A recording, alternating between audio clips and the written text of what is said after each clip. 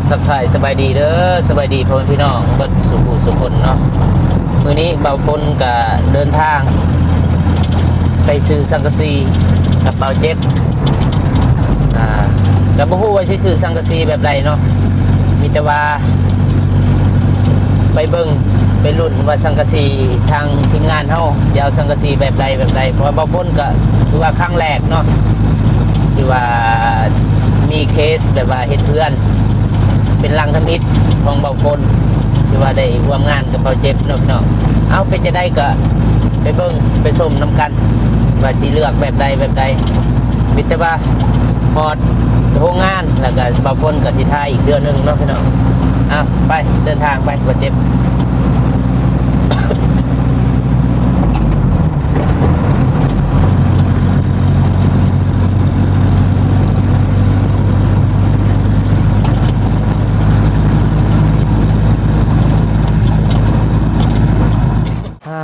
โอเคเนาะพี่น้องตอนนี้ก็ตัดภาพมาอยู่โรงงานสังกะสีเนาะเบาฝนแล้วก็เบาเจ็บก็ได้มาฮอดจอดถึงแล้วก็ตอนนี้ก็อยู่โรงงานเพิ่นมีแต่ว่าทางเบาฝนแล้วก็เบาเจ็บก็สิไปเบิ่งสังกะสีว่าเป็นแบบใดแล้วก็สิท้ายให้ FC แล้วก็ให้ผู้ใหญ่ใจบุญเบิดสุขุสุคนได้เบิ่งได้ชมนำกันนะพี่น้องเอ้าเป็นจะได้เบาฝนก็สิท้ายให้เบิ่งไปพร้อมกันไปเบิ่งนำกันพี่น้องโรงงานเพิ่นเกิดจะใหญ่เนาะพี่น้องคือเห็นปอโถยิ่งใหญ่อลังการ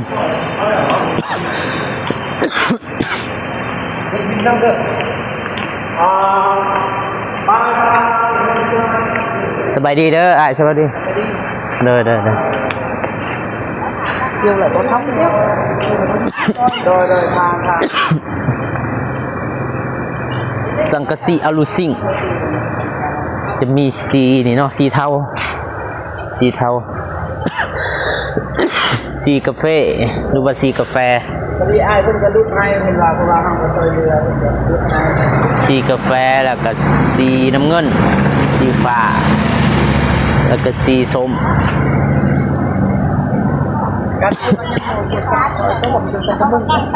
สีแดงสีเทาสีตับมูบ่สีตับมูหรือว่าสีกาแฟนี่แหละเด้อแม่ไปเบิ่งไม้ฟ้า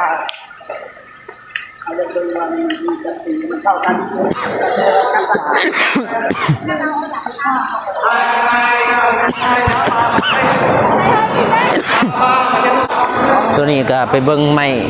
เซอร่านะพี่น้องเพราะว่ากระเทินได้มาแล้วก็สิถามเลยสิถามรายละเอียด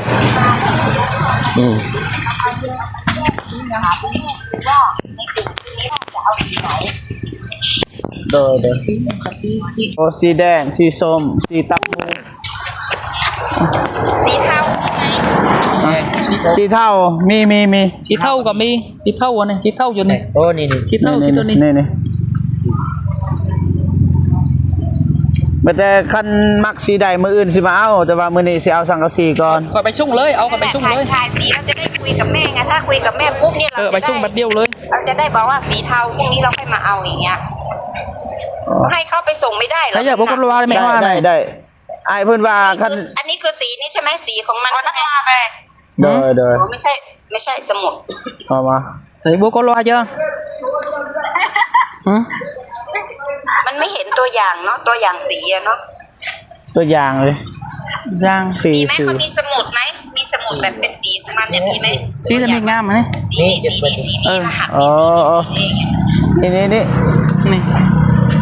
สีเทาอันนี้คือสีเทาโอเคเจ๊ถ่ายไว้เลยแคปถ่ายไปเลยสีเทาสวยอยู่เด้อให้มันเข้ากับสีฟ้าเพราะว่าแม่สิเอาสีฟ้าใช่สีเทาแล้วก็ไปดูสีอื่นอีกเผื่อหลายคนจะชอบสีอื่น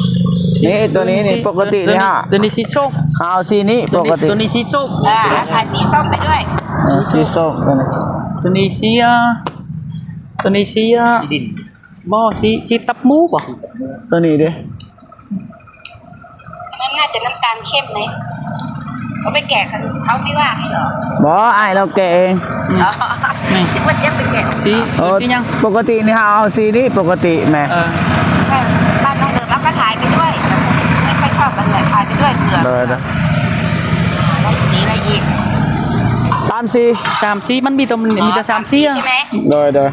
โอเค แล้วถามราคาด้วยเด้อตับเท่าไหร่ตับมันมีกี่ ตับ แผ่น ตับเท่าไหร่อ้าย แฟนหนึ่ง85ฟัน อ๋อ มันถึกตับหนึ่ง4แฟน3แสนปลายอ่ะ เลย ราคาสูงอ่ะ เลยนั่นได้บ่ฝน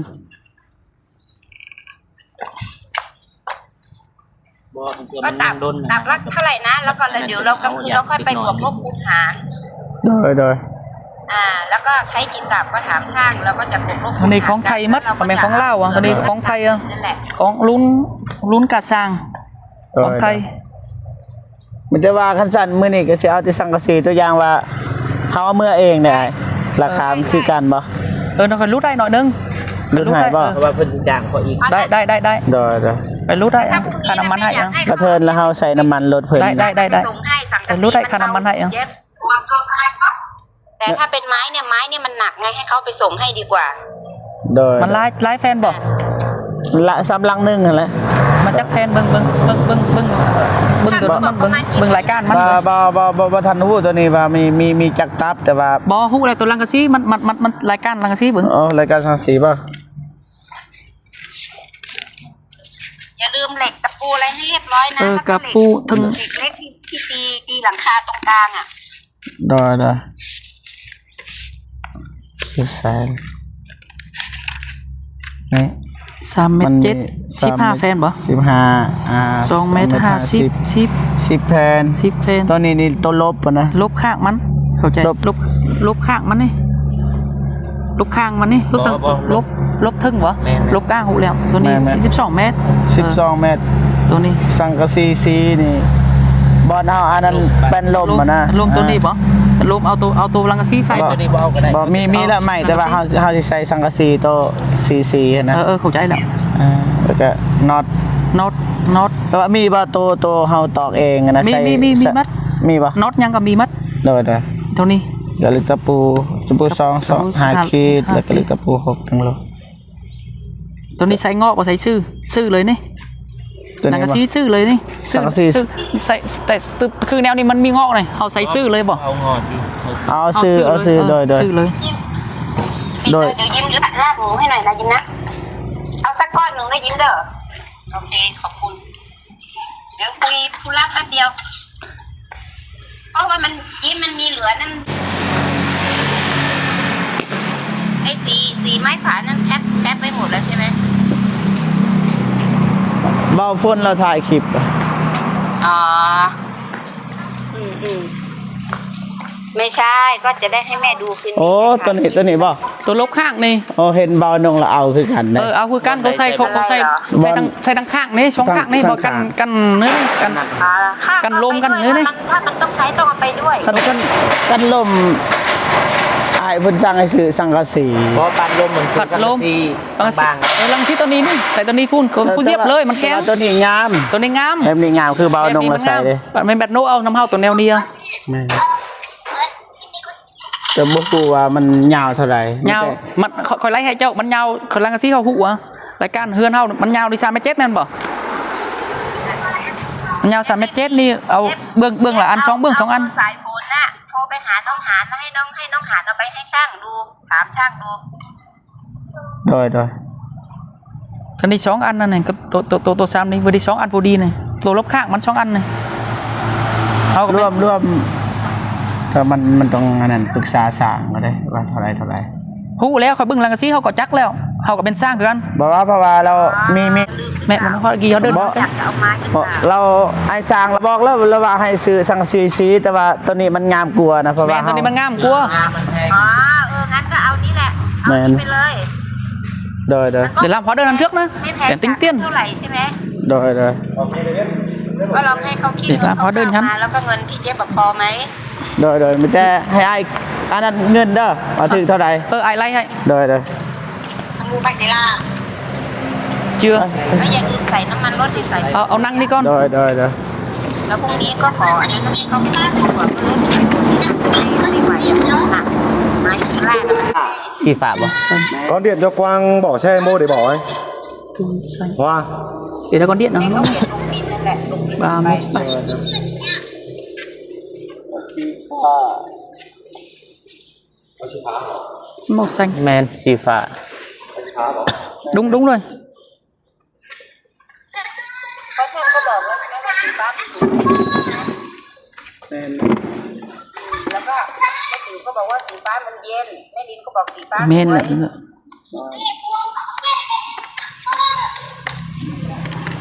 ที่ผ้าเนี่ยคูณ75นี่6 ล้าน37พันอันนี้ โดย นี่บวกกับตัวนี้ตัวลูกข้างมันก็ลูกข้างมันเม็ดนึง40เลยมัน3อันกับ12เม็ด12คูณ40ตึก4แสน8นี่ตัวน็อตก็ทุงละแสนนี่5ถุง5แสนนี่กับบูโลนึง35พันนี่กิโลนึงแม่นบ่นี่ตัวลูกข้างกับ3อัน12เม็ดนึง25พันนะ 3 เมตรเนาะมันสหา พอดีมันทึกพอดี3 อันทึก3แสนนี่รวมมา7 ล้าน7แสน15พันเอา7 ล้าน7แสนนะรุดอะ15พันนะเอา7 ล้านทั่วนะ7 ล้าน7แสน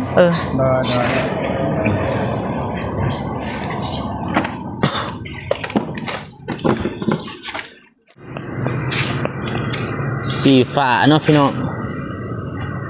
ทางแม่ๆเพิ่นแล้วก็ทีมงานเฮาก็ได้เลือกสีแล้ว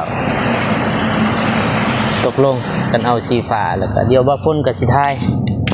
ให้เบิ่งเนาะตอนที่ว่าสังกะสีออกมาตัวนี้เดี๋ยวก็ถ้าเบิ่งนำกันว่ามันสิเป็นอะไรหลายๆคนก็คือสิเคยเห็นนี่แหละแต่บางคนก็บ่ทันเห็นบางคนก็สิทายเด้อได้2แผ่นละสีฟ้าแผ่น2แผ่นออกมาแล้วพี่น้อง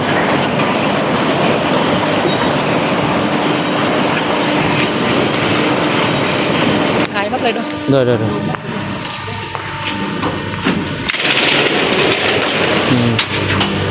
3 เมตร 70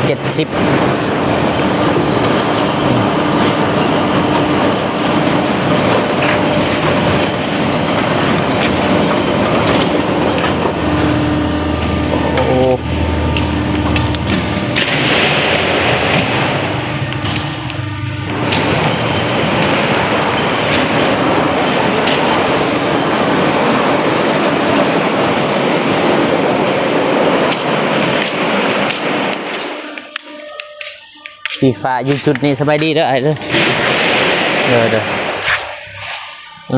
มันเป็นยัง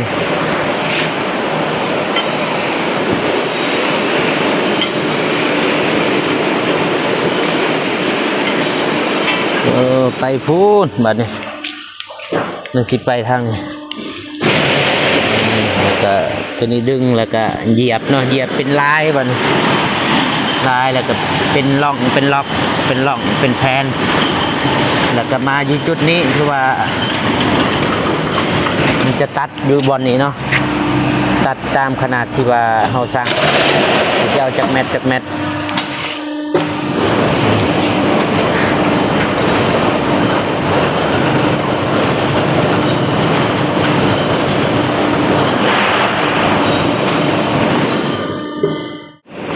ขอบใจ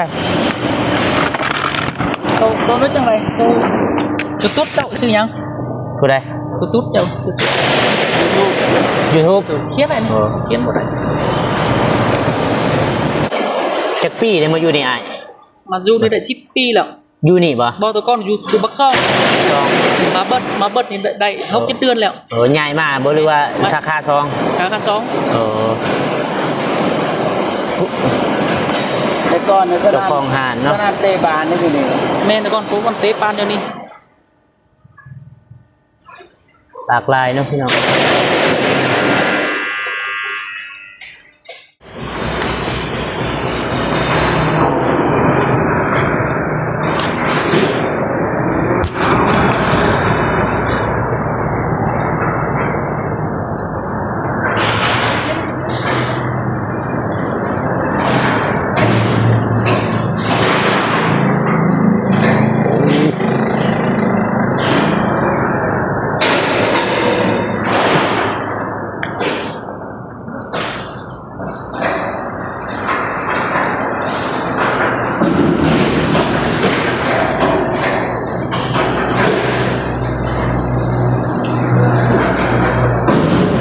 บ่เจ็บ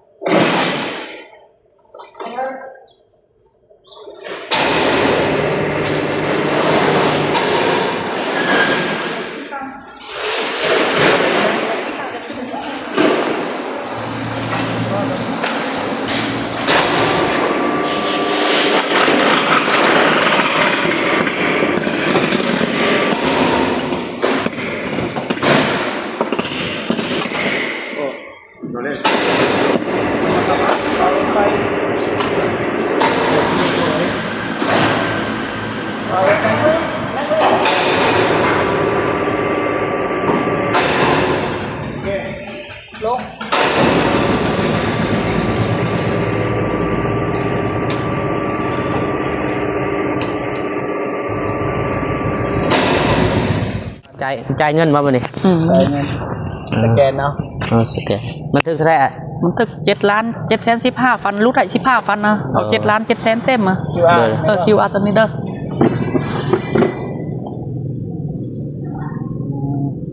พอดีเบิดเลย ลงอกเนาะเบาเจ็บก็ได้โตเบา ติดลาดติดแสนใบเชื้อราแล้วมันสิหนัก แม่นมันลายมันตึก31ตับอ่ะ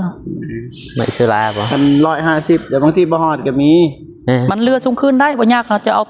อารถ31เลยก็ได้ มันหัก 7,500เสียดายเลย 7,500 บาท บ่ฟัน 7,500 บาทเรียบร้อยบ่คน ได้แล้ว แล้วก็7,700,000กีบ มีแม่ละโอนให้อีกวันคืน เท่าไหร่ 4,000 4,000 4,500 มันบ่พอแล้วล่ะจังโอนบ่ อ๋อ โอนอะไร โตบ่พอนะเงินบ่พอเลย3,900เพิ่นทำอะไร 4,000 เด้อ 500นี่เติมเนาะประมาณไปกินข้าวกินน้ำ เด้อ เหนื่อยเด้กำลังใจ เด้อ เด้อขอบใจหลายๆอ่ะ เลยครับใจคือกัน เข้าแล้วบ่ ยังขอบใจ ยังบ่ทันเข้าบ่ เข้าแล้ว บ้านยัง ยัง บ้านบ่พ้น เดี๋ยวถ้าเราเบิ่งก่อนเช็คเลย เบิ่งก่อน ยังบ่มันเตือนอันนึงยับเอาถ่ายอันนี้ไว้ก็ได้ บ่ไปเบิ่งนี่ก็ได้ ไปบินนี่บ่ แม่น เอาเมื่อตัวนี้บ่พ้น เข้าแล้ว เข้าแล้วบ่ 7,700,000 ขอบใจ ครับใจคือกันเด้อ เด้อ ขอบใจเอาเนื้อมาเอาซอยเด้อ โดยมื้อหน้ายังสิได้มาอีก เด้อมาคือกันขอบใจ โอเคเนาะพี่น้องตอนนี้ก็ซื้อเรียบร้อยเงินก็เบิดไป7,700,000กีบสังกะสีบ่พอเท่าใดเนาะบ่ฮอดต้นนี่7 ล้านแหละปลาโท ระยะละการละ สีฟ้าโอ้ลบนี่3 แผ่นบ่โอ้3 แผ่นโอเคเนาะพี่น้องตอนนี้เบาฝนแล้วก็เบาเจ็บก็ได้ซื้อสังกะสีแล้วก็อุปกรณ์ต่างๆบ่จะเป็นน็อตเหล็กตะปูแล้วก็ปานหลอกปานลมแล้วก็ลบเทิงลบข้างก็เป็นที่เรียบร้อยแล้วก็มันเบิดเท่าใดก็มีแต่ว่าไปเบิ่งไปชมคลิปของเบาฝนพอเบาฝนก็ได้ถ่ายรายละเอียดแต่ละขั้นตอนที่ว่าได้มาซื้อสังกะสีในมือนี้เนาะพี่น้องเอามีแต่เบาฝนแล้วก็เบาเจ็บก็สิเดินทางกลับบ้านเนาะเพราะตอนนี้ฝนก็อยากเริ่มตกละทางนาอันนี้ก็จะเป็นห้านก่อสร้างคือกันพี่น้องคนอื่นหมดเบาฝนก็ขอบอกขอบใจทางแม่ๆเพิ่นที่ว่าได้ให้เบาฝนแล้วก็เบาเจ็บเป็นสะพานบุญในครั้งนี้เนาะเบาฝนก็ขออวยพรให้ทางแม่ๆแล้วก็ FC ทุกคนจงมีสุขภาพแข็งแรงบ่เจ็บบ่ไข้ลำรวยๆอายุมันขวัญยืนเด้อสาธุเอาเดี๋ยวเบาฝนก็สิเดินทางกลับบ้านก่อนพอกันคลิปหน้าสำหรับคลิปนี้เบาฝนขอกล่าวคำว่าสบายดีเด้อไปพอกันอยู่ที่บ้านหนองฮานอีกเนาะพี่น้อง